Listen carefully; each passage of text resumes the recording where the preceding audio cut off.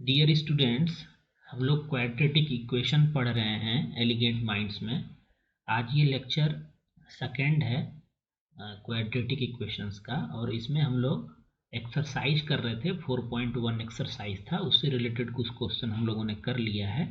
कुछ statement based जो questions हैं जो कि इम्पोर्टेंट हैं, उसको अभी हम लोग सॉल्व करने का कोशिश करेंगे। ठीक है,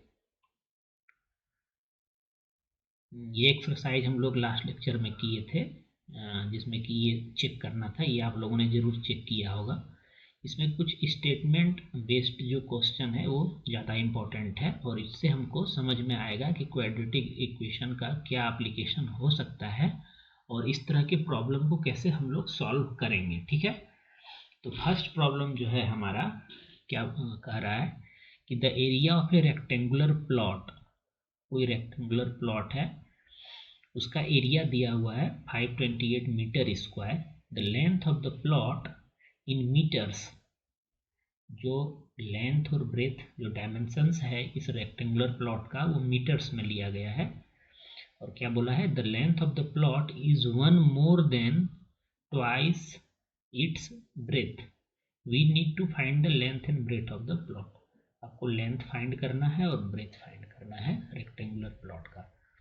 तो इसको सॉल्व करने के लिए सबसे पहले तो हम एक रेक्टेंगुलर लेते हैं, एक प्लॉट लेते हैं, रेक्टेंगुलर प्लॉट। तो ये हमारा मान लेते हैं रेक्टेंगुलर प्लॉट है। ठीक है, ये हमारा रेक्टेंगुलर प्लॉट है और इसका एरिया आपको दिया हुआ है। तो एरिया इसका जो है, ये एरिया इसका दिया हुआ है क्वेश्चन में ही 528 मीटर स्क्वायर दिया हुआ है। इसका मतलब क्या है कि इसका लेंथ और ब्रेथ जो है उसका यूनिट मीटर होगा, तभी एरिया मीटर स्क्वायर में आया है।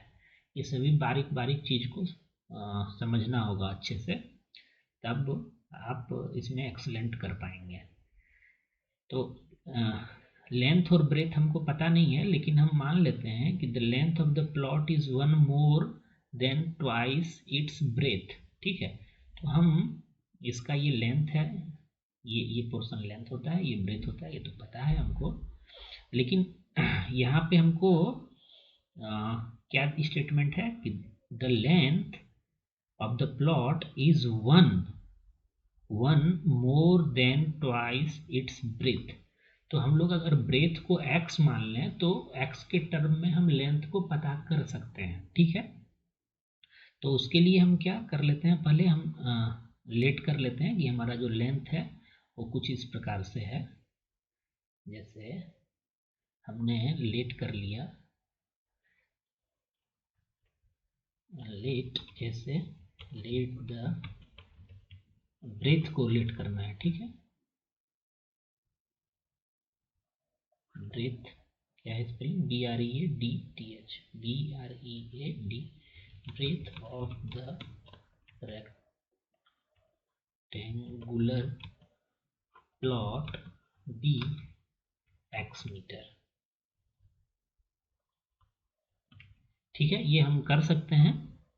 तो हमने ये लेट कर लिया। अब अगर लेंथ उसका x मीटर है, मतलब ये जो है हमारा x मीटर है, ये हमने लेट किया कि ये जो लेंथ है इस रेक्टेंगुलर प्लॉट का वो x मीटर है।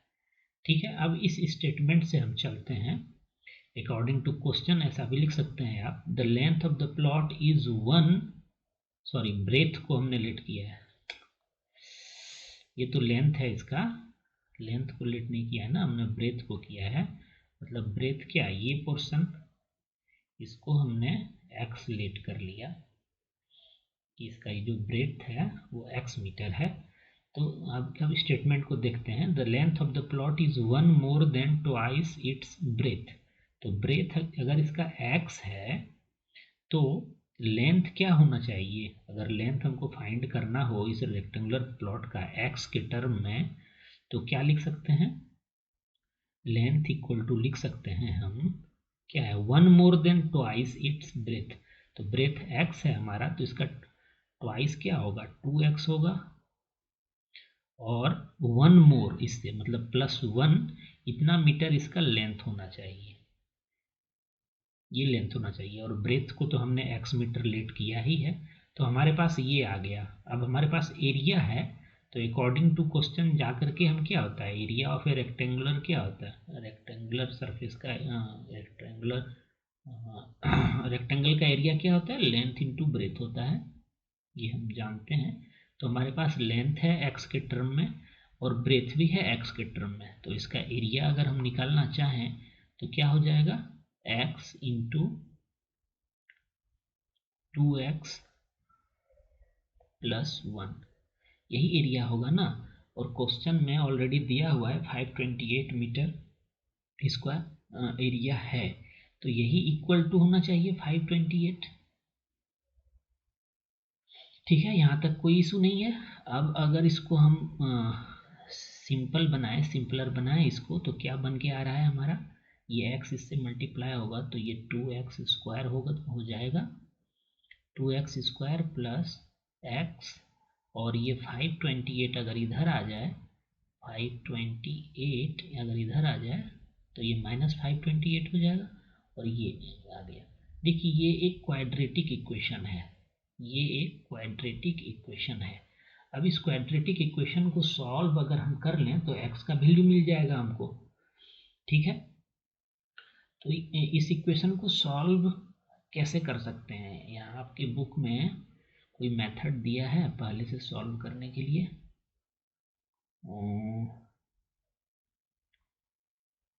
कोई मेथड है सॉल्व करने के लिए कि किस मेथड से इसने सॉल्व किया है ये, the cost of the production is this ऐसे करके किया है, नंबर ऑफ द क्या बोला है यहाँ पे, आपको सॉल्व करने बोला है या इक्वेशन फॉर्म करने बोला है, कहीं हम गलत तो, represent the following situation in the form of quadratic equation, oh sorry वही तो, आपको बस रिप्रेजेंट करना है अभी, क्योंकि इसने अभी मेथड बताया नहीं आपको, बस आपको रिप्रेजेंट करना है ये क्वाड्रेटिक इक्वेशन। तो हमारा जो ये बन के आया ना, बस यही आपसे पूछा जा रहा था कि आप इसका क्वाड्रेटिक इक्वेशन फॉर्म करिए, तो हमारा यही आंसर हो जाएगा।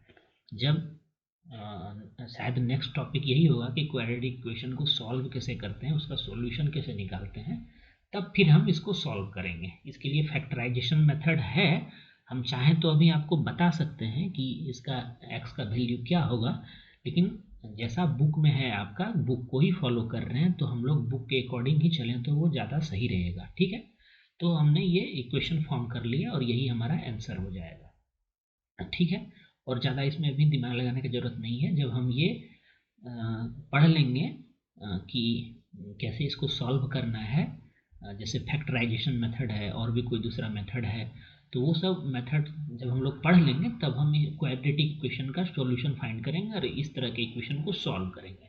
अभी के लिए बस इतना ही आपसे बोला गया था।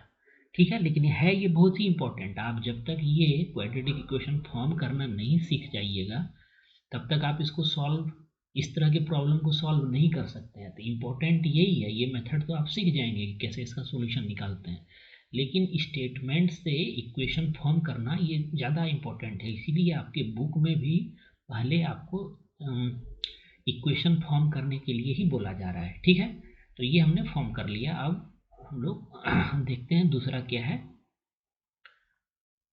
दूसरा है the product of two consecutive positive number, two consecutive positive number है, पॉजिटिव इंटीजर्स है, sorry is 306 we need to find the integers.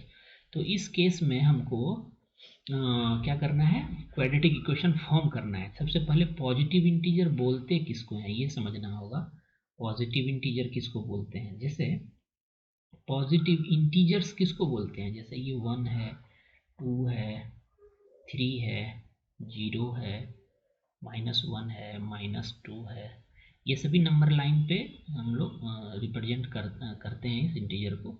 0 से इधर जो है ना, ये सभी को पॉजिटिव इंटीजर हम लोग बोलते हैं, पॉजिटिव इंटीजर्स।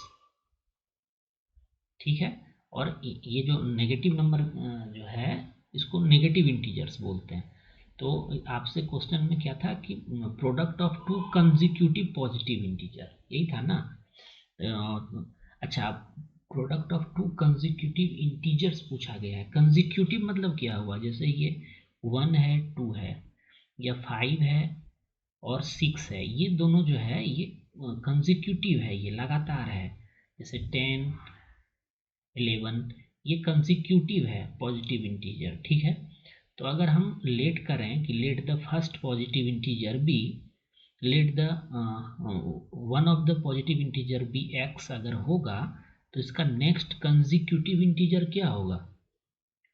अगर इसमें product of two consecutive integer पूछ रहा है ना आपसे, product of two consecutive integer is 306 है, ठीक है। तो दो कंसेक्यूटिव इंटीजर है, कोई एक्स मतलब ऐसे है दो, और इसका प्रोडक्ट है 306 ये है।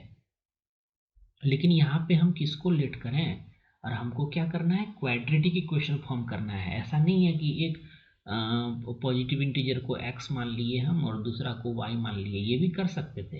लेकिन उस केस में ये जो हमारा इक्वेशन बन के आएगा वो क्या हो जाएगा, जो हम लोग प्रीवियस टॉपिक पढ़े हैं उससे रिलेटेड वो क्वेश्चन हो जाएगा कि ये pair of linear equation, sorry pair of linear single linear equation आ जाएगा, linear equation in two variable आ जाएगा। लेकिन हमको क्या चाहिए, हमको क्वाड्रेटिक इक्वेशन चाहिए। तो हम दो डिफरेंट वेरिएबल नहीं ले सकते हैं यहाँ पे, ठीक है। तो हमको एक वेरिएबल के टर्म में ही लेना पड़ेगा। अगर पहला पॉजिटिव इंटीजर को हमने x लेट किया है तो नेक्स्ट इसका कंसेक्यूटिव इंटीजर पॉजिटिव इंटीजर क्या होगा। अगर 10 था हमारा पहला पॉजिटिव इंटीजर तो इसका नेक्स्ट कंसेक्यूटिव पॉजिटिव इंटीजर क्या होगा, जस्ट इसमें 1 ऐड कर देंगे 11 हो जाएगा। अगर 23 है पहला पॉजिटिव इंटीजर और तो इसका नेक्स्ट कंसेक्यूटिव पॉजिटिव इंटीजर क्या हो जाएगा, मतलब नेक्स्ट क्या हो जाएगा, इसका कंसेक्यूटिव पॉजिटिव इंटीजर क्या होगा, बस इसमें एक ऐड कर देंगे 24 हो जाएगा। तो उसी तरह अगर x हमने लेट किया है कि पॉजिटिव इंटीजर कोई है तो इसका कंसेक्यूटिव पॉजिटिव इंटीजर क्या होगा, x + 1 होगा, यही होगा ना। अब इस दोनों का प्रोडक्ट जो है वो 306 के इक्वल है। अब ये हमारा एक क्वाड्रेटिक इक्वेशन फॉर्म हो जाएगा। देखिए आप इस दोनों को मल्टीप्लाई करिए तो क्या हो के बन के आएगा, x² आएगा प्लस x आएगा, इस दोनों को मल्टीप्लाई करेंगे तो -306 इधर आएगा तो -306 हो जाएगा और इधर =0 हो जाएगा। ये क्वाड्रेटिक इक्वेशन एक फॉर्म हो गया। यही आपको फॉर्म करने के लिए बोल रहा है वो, ठीक है। इसका भी हमने फॉर्म कर लिया। अब ये थर्ड क्वेश्चन देख लेते हैं क्या है। Rohan's mother is 26 years older than him, ठीक है। Rohan's mother is 26 year older than him. The product of their ages 3 years from now will be 360. We would like to find the Rohan percentage. इस case में अगर ऐसा situation हो तो quadratic equation क्या form होके आएगा ये आपसे पूछा जा रहा है। तो इसको अगर हम लीनियर इक्वेशन में बनाना चाहते हैं तब तो रोहन का एज x मान लेते हैं, रोहन की मदर का एज कुछ और मान लेते हैं और फिर हम pair of linear equation form करके उसको सॉल्व कर लेते हैं। लेकिन हमको यहाँ पे करना क्या है, हमको क्वाड्रेटिक इक्वेशन फॉर्म करना है। तो इस केस में वेरिएबल हमारा एक ही रहेगा। तो अब वेरिएबल एक ही रहेगा तो किसके एज को हम x माने, हम किसके एज को x कंसीडर करें। तो Rohan's mother age is 26 year older than him, ठीक है। तो अगर रोहन का एज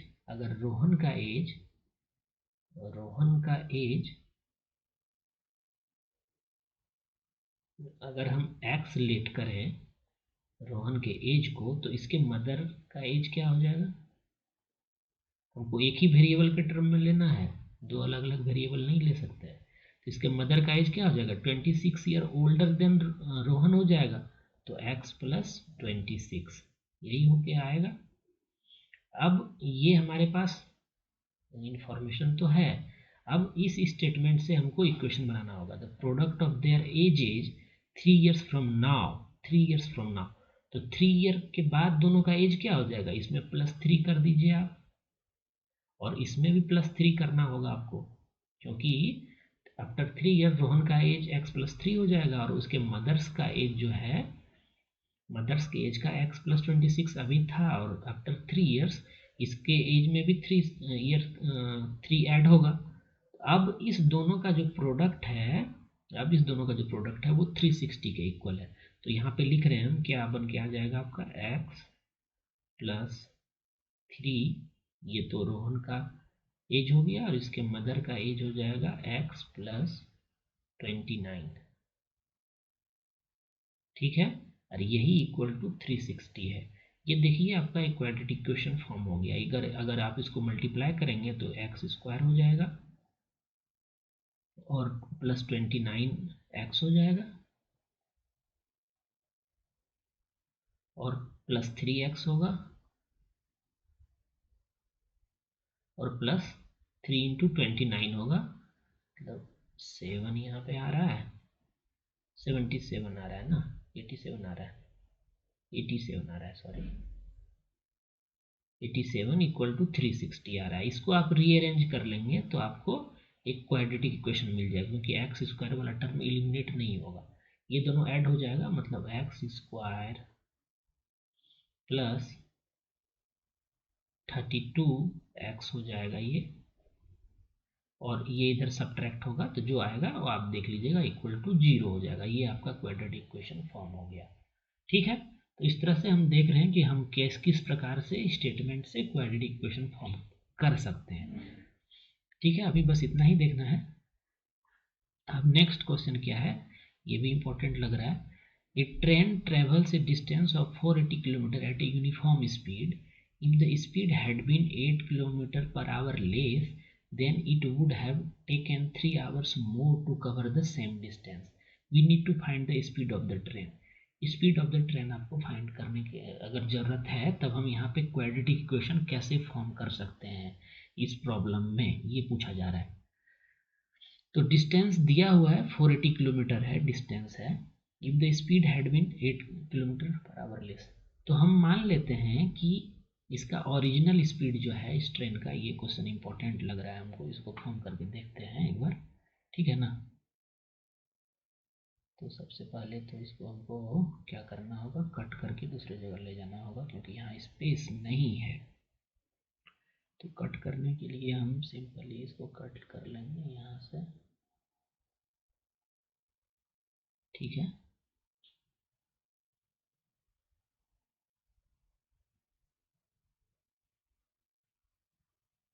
कहाँ गया, अच्छा यहाँ पे आया,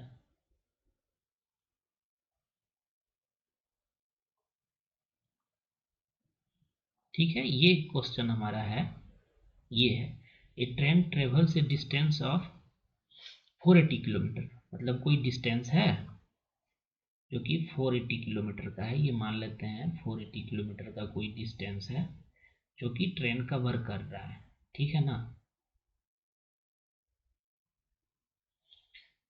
if the speed had been 8 km/h less, तो हम ओरिजिनल स्पीड जो है, ओरिजिनल स्पीड ट्रेन का, इसको दूसरे कलर से लिखते हैं, रेड से मज़ा नहीं आ रहा है, तो हम लेट कर लेते हैं कि ओरिजिनल स्पीड जो है ट्रेन का, ओरिजिनल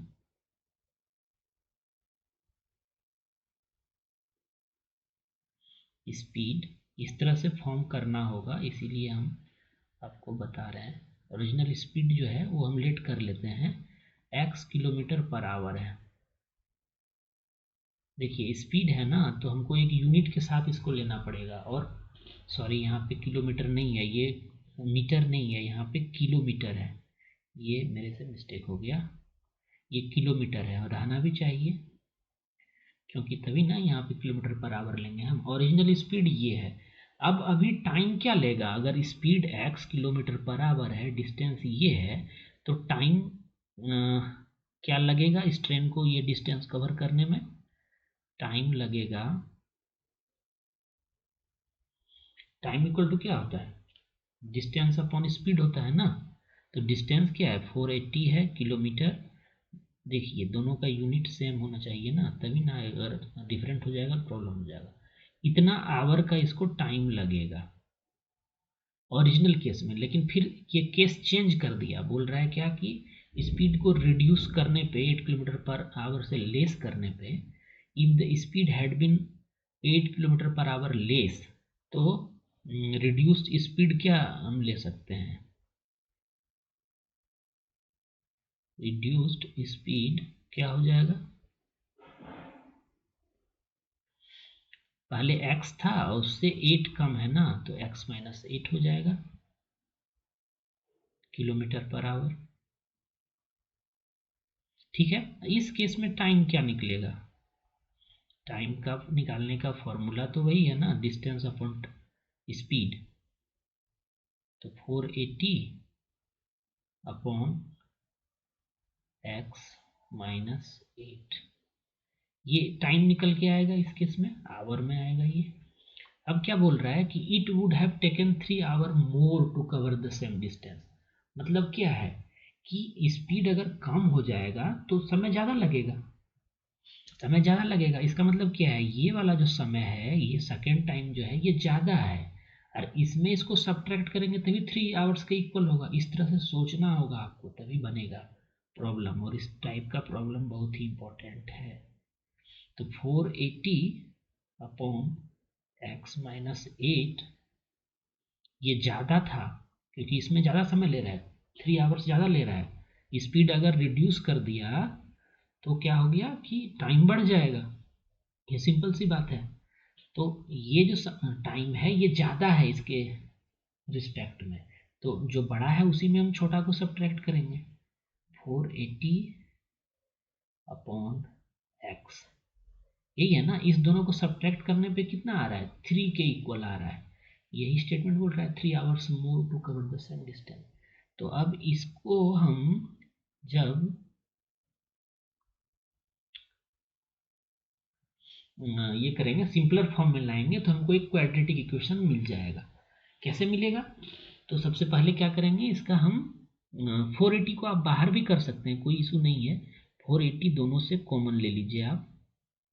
देखिए हम क्या कर रहे हैं, 480 कॉमन ले लेंगे तो अंदर में क्या बचेगा, x माइनस 8 बचेगा फर्स्ट वाले पार्ट में, और सेकेंड वाले पार्ट में क्या बचेगा, 1 अपॉन एक्स बचेगा। ठीक है, और उधर तो 3 रहेगा ही। अब इसको अगर हम फर्दर सॉल्व करें तो क्या हो जाएगा, ये 480 को तो इधर हम लेते आएंगे, कोई इशू नहीं है। इसको अगर हम सॉल्व करना चाहें, ले आइए आप। तो पहले अंदर वाले को लिख लेते हैं, इसका एलसीएम क्या हो जाएगा, x इंटू एक्स माइनस 8 हो जाएगा एलसीएम डिनोमिनेटर का, और यहाँ पे ऊपर में क्या हो जाएगा, x हो जाएगा, और माइनस यहाँ पे लगेगा, और यहाँ पे x माइनस 8 ऐसा कुछ बने के आएगा, और इधर क्या हो जाएगा, 3 अपॉन 480 हो जाएगा। ठीक है, यहाँ तक कोई इशू नहीं होना चाहिए। अब क्या करेंगे, इसमें इसको सब्ट्रैक्ट करेंगे, तो जब सब्ट्रैक्ट करेंगे ब्रैकेट ओपन करेंगे तो एक्स एक्स कैंसिल हो जाएगा, ऊपर में सिर्फ 8 ही बचेगा, और नीचे क्या बचेगा हमारा, अगर ब्रैकेट ओपन करेंगे एक्स स्क्वायर माइनस 8x बचेगा, और इधर क्या बचेगा, 1 अपॉन 160 बचेगा। ठीक है, अब इसको अगर हम और सिंपल बनाना चाहें तो क्रॉस मल्टीप्लीकेशन होता है, इधर से ये मल्टीप्लाई हो जाएगा, इधर से ये मल्टीप्लाई हो जाएगा, तो ऊपर में देखिए क्या बचेगा, क्या होगा, 8 इंटू 160 होगा, और इस साइड में क्या मिलेगा हमको, एक्स स्क्वायर माइनस 8x मिलेगा। ठीक है, इसी को और अगर आप सिंपलर बनाना चाहें तो ऐसे लिख सकते हैं, x square minus 8x minus 8 into 160, जो भी आ रहा होगा ये आप कैलकुलेट करके देख सकते हैं, इक्वल टू 0। ये जो हमारा बन के आया, ये हमारा क्या हो गया, एक क्वाड्रेटिक इक्वेशन फॉर्म हो गया। अब इस इक्वेशन को हम सॉल्व करेंगे, वो अभी हम मेथड नहीं सीखे हैं कि कैसे इसको सॉल्व करना है, तो जब सॉल्व करेंगे तो x का वैल्यू निकल के आ जाएगा मेरे पास। आपको अभी बस इतना ही करने के लिए बोला जा रहा था। ठीक है, तो आज के लिए बस इतना ही। हम लोग नेक्स्ट लेक्चर में क्वाड्रेटिक इक्वेशन का सॉल्व करने का जो मेथड है उसको सीखेंगे हम लोग। ठीक है, मिलते हैं नेक्स्ट लेक्चर में। Thanks for watching elegant minds.